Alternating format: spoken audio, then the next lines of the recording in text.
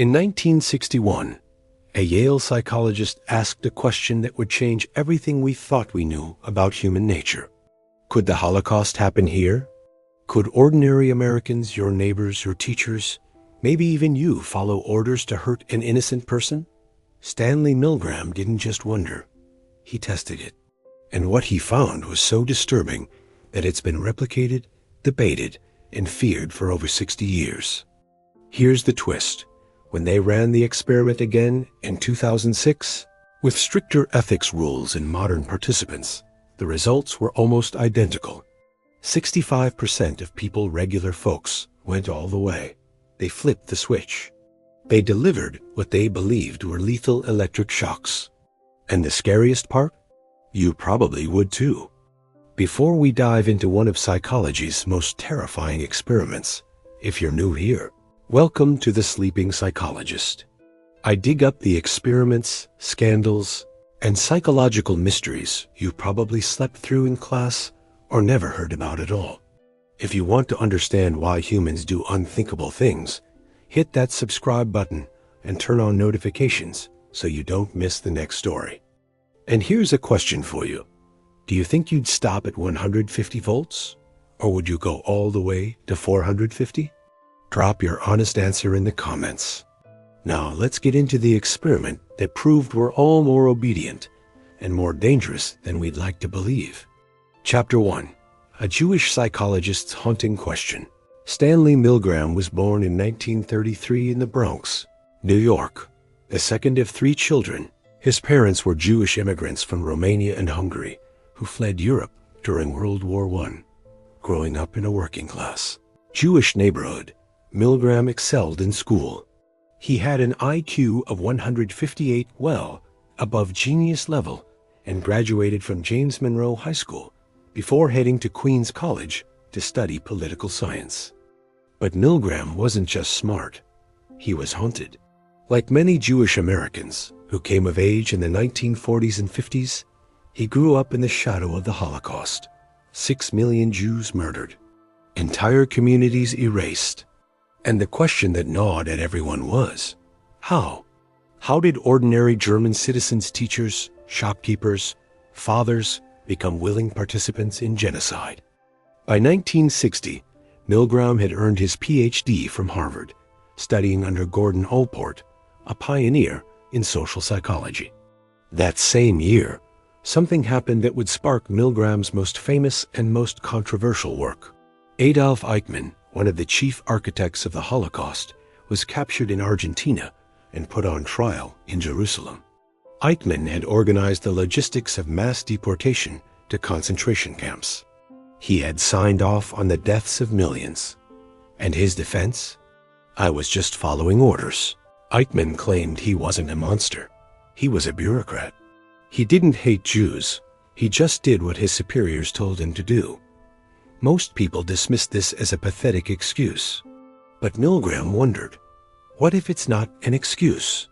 What if obedience to authority is more powerful than we think? In 1961, Milgram arrived at Yale University as a young assistant professor. He had a radical idea. He wanted to test whether ordinary Americans, people who lived in a democracy, who valued freedom and individuality, would follow orders to hurt someone. Could it happen here? Would Americans blindly obey an authority figure, even if it meant causing pain? Most people said no. America wasn't Nazi Germany. Americans were taught to question authority, to stand up for what's right. A 1960 survey showed that Americans believed they were fundamentally different from Germans. They thought the Holocaust was a product of German culture, not human nature. Milgram wasn't convinced, so he designed an experiment to find out. Chapter 2. A machine that looked like death. Here's how it worked. Milgram placed an ad in a local New Haven newspaper. He was looking for male participants for a study on memory and learning at Yale. The pay? $4 plus 50 cents for car fare, about $40 in today's money. Not bad for an hour of work. 40 men responded to the first round of recruitment. They were everyday people. Factory workers, high school teachers, postal clerks, engineers, salesmen. Ages ranged from 20 to 50. No psychology background. No special training. Just regular guys. When they arrived at Yale's Interaction Laboratory, they met two people. One was the experimenter, a stern-looking man in a gray lab coat who introduced himself as a scientist studying the effects of punishment on learning. The other was a friendly, mild-mannered man in his late 40s who was supposedly another participant. His name was Mr. Wallace. Here's the setup. The experimenter explained that one person would be the teacher and the other would be the learner. They drew slips of paper to determine roles. But the drawing was rigged. The real participant always became the teacher. Mr. Wallace was always the learner. And Mr. Wallace wasn't a participant at all. He was an actor, a Confederate working with Milgram. The learner was taken to an adjacent room and strapped into a chair with electrodes attached to his wrists. The teacher stayed in the main room, seated in front of an intimidating machine, the shock generator. The generator had 30 switches, each labeled with a voltage level, starting at 15 volts and increasing in 15-volt increments, all the way up to 450 volts. The switches were also labeled with descriptions: slight shock, moderate shock, strong shock, very strong shock, intense shock, extreme intensity shock, danger, severe shock. The final two switches, 435 and 450 volts, were simply labeled 30. The experimenter explained the task. The teacher would read a list of word pairs to the learner. Then, the teacher would test the learner's memory. Every time the learner got an answer wrong, the teacher had to administer an electric shock. And with each wrong answer, the voltage increased. To make it feel real, the teacher was given a sample shock of 45 volts. It was real just enough to sting and convince the teacher that the shocks were genuine. But here's the truth. After that sample, no real shocks were delivered. Mr. Wallace, the learner, was acting. The machine was fake. Everything about the experiment was designed to make the teacher believe they were hurting someone when, in reality, they weren't. Chapter 3. Please, let me out. What actually happened? The experiment began calmly. The learner got some answers right, but inevitably, he started making mistakes. 15 volts, 30 volts. The teacher pressed the switches. No reaction from the learner. At 75 volts, the learner grunted. At 120 volts, he shouted that the shocks were becoming painful. At 135 volts, he groaned loudly. At 150 volts, the 10th shock, he yelled, "Experimenter. That's all. Get me out of here. I told you I had heart trouble. My heart's starting to bother me. I refuse to go on." Imagine being the teacher in that moment. You're sitting in a Yale laboratory. You just heard a man with a heart condition, screaming to be let out. Your hand is hovering over the next switch. What do? Most participants hesitated. They turned to the experimenter, visibly distressed. Should I continue? He says he wants to stop. The experimenter had a script. He delivered 4 standardized prompts. In order. Please continue. The experiment requires that you continue. It is absolutely essential that you continue. You have no other choice. You must go on. If the teacher refused after all 4 prompts, the experiment ended. But if they kept going, the learner's protests escalated. At 180 volts, he cried out, "I can't stand the pain." At 270 volts, he let out an agonized scream. At 300 volts, he shouted desperately, "I absolutely refuse to answer anymore. Get me out of here. You can't hold me here. My heart's bothering me." And then silence. From 330 volts onward, no sounds came from the learner's room. No screams, no protests, just eerie silence. The teacher was told to treat no response as a wrong answer. Keep shocking. Here's what happened inside that room with the teacher. Participants sweated. They trembled. Some laughed nervously. a psychological response to extreme stress. They bit their lips. They dug their nails into their palms. One observer noted that participants looked like they were being tortured themselves. But most of them kept going. At 450 volts, the switch marked XXX. The experimenter instructed the teacher to administer the shock 3 times. If they did, the experiment ended. So, how many people stopped before delivering dangerous shocks? Before Milgram ran the study, he asked psychiatrists, college students, and colleagues to predict the results.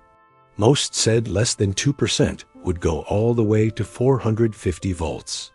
Surely, people would stop when the learner started screaming. Surely, they'd refuse once they heard about the heart condition. Right? Wrong. 65%, 26 out of 40 participants delivered the full 450 volts. They went all the way. Every single participant continued to at least 300 volts, the point where the learner demanded to be released. These weren't sadists. They weren't psychopaths. They were ordinary men who thought they were participating in a legitimate scientific study. And they shocked a man into silence because someone in a lab coat told them to. Chapter 4. The Hidden Horrors, What Milgram Didn't Show. When Milgram published his results in 1963, the world was stunned. The paper, titled Behavioral Study of Obedience, appeared in the Journal of Abnormal and Social Psychology and immediately sparked outrage. Not just because of the results, but because of what Milgram put his participants through. Remember those participants sweating, trembling, and laughing nervously? That wasn't just stress. Psychologists today call it psychological trauma. Participants believed they had seriously injured or even killed another human being. One man had a seizure during the experiment. Others wept. Many were shaking so hard they could barely press the switches. And what did Milgram do after the experiment? He debriefed them. He brought Mr. Wallace back into the room, alive and unharmed, and explained the deception. He reassured participants that they hadn't hurt anyone and that their behavior was normal. Milgram even followed up with participants a year later, sending them a questionnaire. 84% said they were glad they participated. Only 1% expressed regret. But critics weren't buying it. Psychologist Diana Baumrind published a scathing critique in 1964, arguing that Milgram had violated basic ethical principles. He deceived participants. He caused them extreme emotional distress. He didn't give them the right to withdraw when participants tried to quit. The experimenter pressured them to continue. Milgram defended himself. He argued that the knowledge gained outweighed the temporary discomfort. He said participants were fully debriefed and that no lasting harm was done. But the controversy didn't end. In fact, Milgram's experiment became one of the key reasons the American Psychological Association tightened ethical guidelines for research. Today, studies like Milgram's would never get approval. And there's something else Milgram didn't emphasize. He ran 18 different variations of the experiment between 1961 and 1962. He tested different conditions. When the learner was in the same room as the teacher, obedience dropped to 40%. When the teacher had to physically press the learner's hand onto a shock plate, it dropped to 30%. When the experimenter gave orders over the phone instead of in person, obedience fell to 20.5%. In other words, proximity mattered. Physical distance made it easier to harm someone. Authority presence mattered. The closer the authority figure, the more people obeyed. These variations revealed something crucial. Obedience isn't just about orders. It's about the situation. But here's what's really disturbing. Even in the conditions where obedience dropped, a significant percentage of people still went all the way. 30% still delivered 450 volts when they had to force the learner's hand onto the shock plate. Think about that. They physically touched the person they were hurting, and they still obeyed. Chapter 5. Would they still obey today? The 2006 replication. For decades, people argued about Milgram. Some said his findings were invalid because of the ethical issues. Others claimed that modern people, especially post-Watergate, post-Vietnam, would be more skeptical of authority. Society had changed, right? Surely, people today wouldn't blindly obey like they did in the 1960s. In 2006, psychologist Jerry Berger at Santa Clara University decided to find out. Berger wanted to replicate Milgram's experiment, but he faced a major obstacle. No ethics board would approve the full procedure, so he made modifications. He stopped the experiment at 150 volts, a point where the learner first demands to be let out. Researchers figured that anyone willing to continue past 150 volts would likely go all the way, based on Milgram's original data. Berger also added safeguards. Participants were screened to exclude anyone with a history of emotional or psychological issues. They were told multiple times that they could withdraw at any point and still keep their payment. A clinical psychologist monitored the sessions and could stop the experiment if a participant showed signs of excessive stress. The study included 70 participants, both men and women tested in 2006. The results? 70% of participants were willing to continue past 150 volts. In Milgram's original 1961 experiment, 82.5% continued past that point. The difference? Just 12.5 percentage points. Berger's study showed that modern Americans are nearly as obedient as they were 45 years earlier. Think about what had happened between 1961 and 2006. Watergate, the Pentagon Papers, Abu Ghraib. Americans had witnessed authority figures lie, cover up atrocities, and abuse power. We'd become more skeptical, more questioning. And yet, when a researcher in a lab coat told people to keep shocking, most of them did. Berger also found something else. He tested whether seeing someone else refuse to obey would make participants more likely to stop. He added a condition where a Confederate posing as another teacher refused to continue. Surely, watching someone stand up to authority would inspire others to do the same, right? Nope. The presence of a disobedient peer made no significant difference. People still obeyed at nearly the same rate. Other replications followed. A 2009 study in Poland found a 90% obedience rate. A 2017 study in Poland using immersive virtual reality showed similar patterns. Even when participants knew the learner wasn't real, just a computer-generated avatar, many still experienced distress and obeyed commands to deliver virtual shocks. The evidence is overwhelming. Obedience to authority isn't a relic of the 1960s. It's not a quirk of American culture or German history. It's a fundamental part of human psychology, and it crosses borders, generations, and decades.